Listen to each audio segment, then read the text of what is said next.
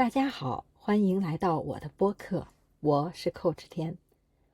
最近我看到了一条新闻，中国现在卖的最好的车是比亚迪，这是中国自己的品牌。这在20年前我真的不敢想。那个时候好车只有一个答案，德国车。我爸爸的第一辆车就是德国品牌，我自己的第一辆车也是。但现在20-30岁的年轻人已经不这样想了。到底发生了什么，让这一代年轻人开始不买德国车了？今天我们就来聊聊这件事。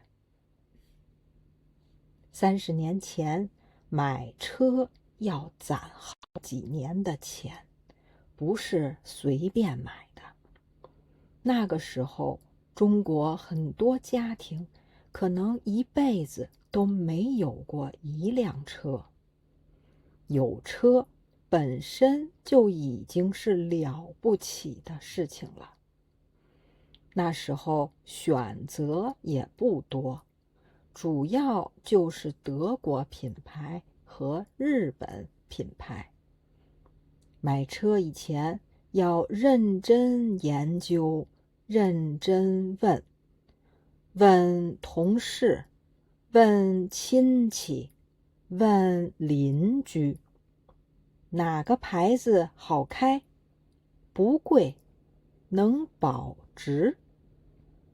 保值就是说这台车开10年以后想换新的还能多卖一点钱。那个时候没有网上的评价，全靠身边的人告诉你。大家的答案都一样，德国车，因为历史最长，最多人用过，大家都信任。所以买车是件大事，要全家一起决定。我记得我爸爸买第一辆车的时候，他就说，买车要买德国品牌，靠得住，车好开，保值。车嘛，就是开的，要好开才行，其他都不重要。买了德国车，邻居会羡慕你，朋友会说你懂，你选得好。不只是因为你有钱，是因为你做了一个正确的选择。这种想法在那个时代完全正确，只是时代变了，这个想法现在站不住了。那年轻人呢？他们怎么看车？你觉得年轻人多久换一次手机？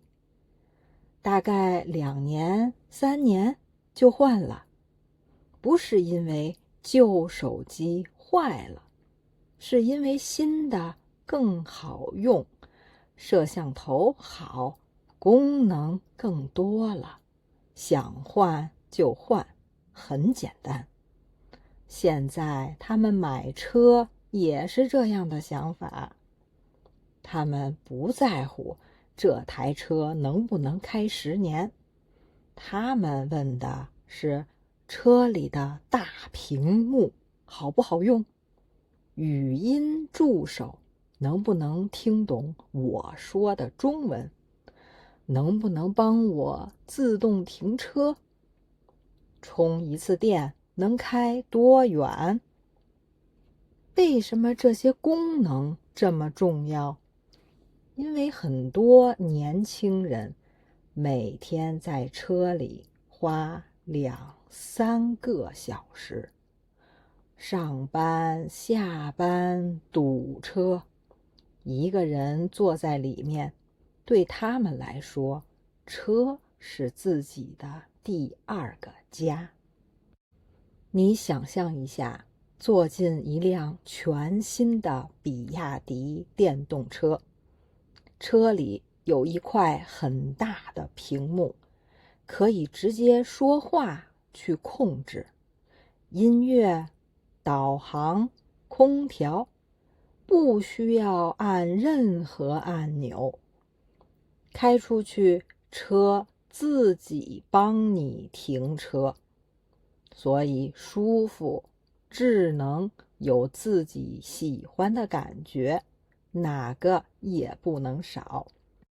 比亚迪、小米这些中国品牌在这些方面做得很好，而且价格比德国车便宜。他们会说中国产的车更适合我。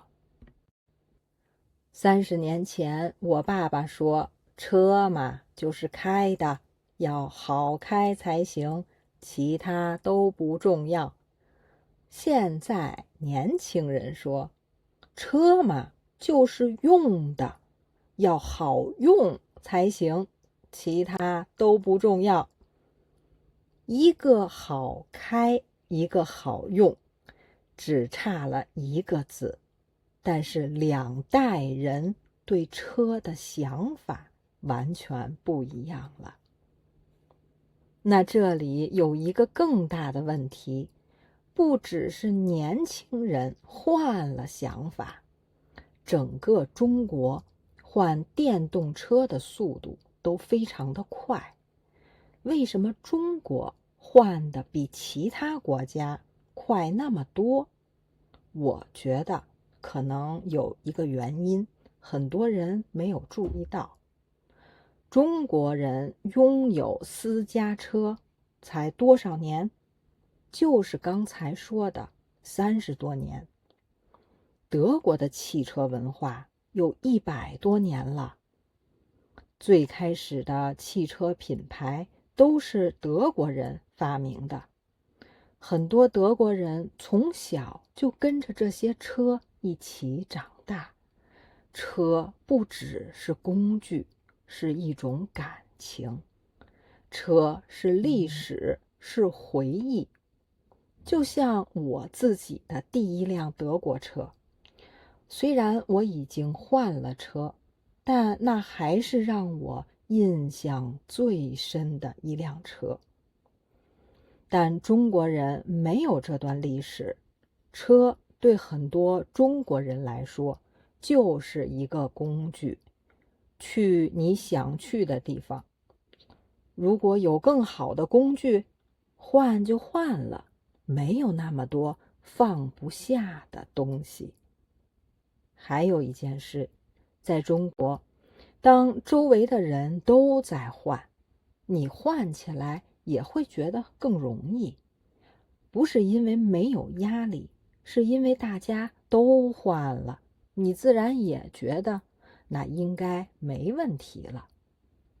也许就是这2件事，让中国人对车没有那么多感情，换起来没有负担。所以当新的电动车出来的时候，大家更容易接受，更容易换。从我爸爸的第一辆德国车到今天卖的最好的比亚迪，才过了多少年？30多年。有时候我会想我爸爸当年说的那句话，车嘛，要好开才行。他说的是他那个时代的道理，他没有错，只是那个时代已经过去了。你呢？你身边的人买车的时候最看重什么？和你爸爸妈妈那一代人一样吗？如果你想把今天的词真正记住，我在 Patreon 上为每一集准备了互动文稿、生词卡片，还有2个全新的故事，让你再用一次这些词。前7天免费链接就在介绍里。我们下期再见。